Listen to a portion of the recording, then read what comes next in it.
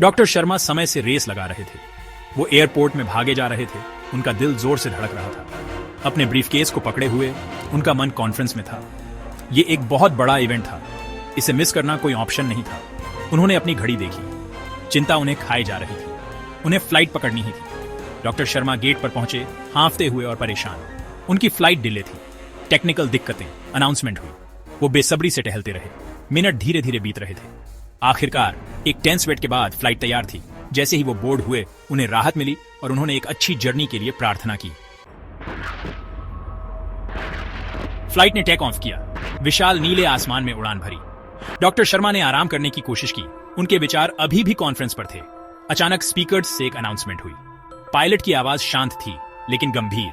कुछ technical issues की वजह से वो इमरजेंसी लैंडिंग कर रहे थे, एक छोटे से नजदीकी एयरपोर्ट पर। पैसेंजर्स में घबराहट फैल गई। डॉक्टर शर्मा के पेट में डर का गोला सा बन गया। ये एक आपदा थी। उन्हें कॉन्फ्रेंस में पहुंचना था। उन्हें अपनी रिसर्च प्रेजेंट करनी थी।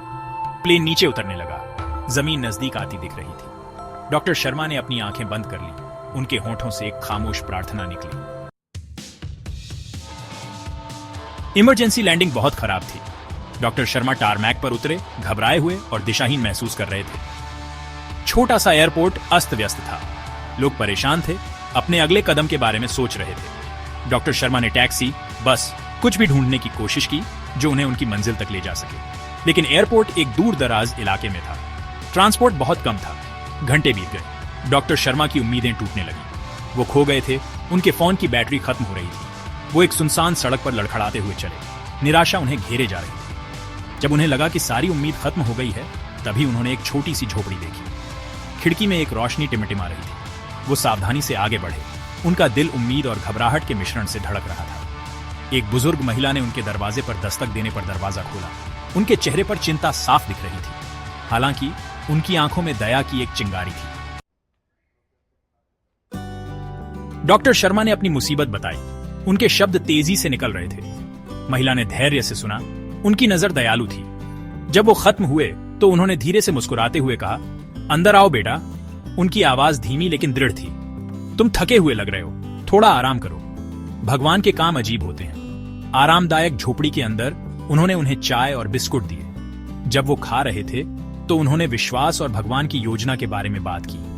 उन्होंने अपने पोते का जिक्र किया जो बहुत बीमार था, एक चमत्कार का इंतजार कर रहा था। कहते हैं एक डॉक्टर, एक स्पेशलिस्ट आने वाला है, उन्होंने कहा। उनकी आवाज में चिंता थी। लेकिन इस दूर दराज जगह पर कौन आएगा? डॉक्टर शर्मा ने सुना। उनका दिल भारी था। उन्होंने महिला की तरफ देखा। उनका विश्वास उनकी थकी हुई आंखों में चमक रहा था। और उन्हें पता चल गया। उन्हें उसे बताना ही था। मैं एक डॉक्टर हूं, उन्होंने कहा। उनकी आवाज कांप रही थी। उनके बाकी शब्द निकल पड़े, उनकी स्पेशलिटी बताते हुए जिस कॉन्फ्रेंस में उन्हें जाना था। महिला की आंखें चौड़ी हो गईं, आंसू भर आए। आप ही हैं, वो फुसफुसाई। उनकी आवाज भावुकता से भरी थी। भगवान ने मेरी प्रार्थना सुन ली। उसने आपको मेरे पोते के पास भेजा। डॉक्टर शर्मा ने अगले कुछ घंटे उस छोटे लड़के की देखभाल में बिताए। उनका दिल कृतज्ञता और विस्मय के एक अजीब से मिश्रण से भर गया। कॉन्फ्रेंस, उनकी महत्वाकांक्षाएं, सब उस चमत्कार के सामने फीके पड़ गए जो हुआ था। वो खो गए थे, निराश थे, गुस्से में थे। लेकिन भगवान ने अपनी असीम बुद्धि से उन्हें इस दूरस्थ झोपड़ी तक पहुंचाया था। एक दादी की प्रार्थनाओं का जवाब देने के लिए उस दिन डॉक्टर शर्मा ने एक गहरा सबक सीखा कि कभी कभी डिटूर ऑब्स्टिकल्स नहीं होते, बल्कि सेटबैक्स के रूप में डिस्गाइज्ड अपॉर्चुनिटीज होते हैं। वो गांव से चले गए। उनका दिल नम्रता और कृतज्ञता से भर गया। वो कॉन्फ्रेंस मिस कर चुके थे, लेकिन उन्होंने विश्वास की शक्ति देखी थी और एक दादी के अटूट प्यार को।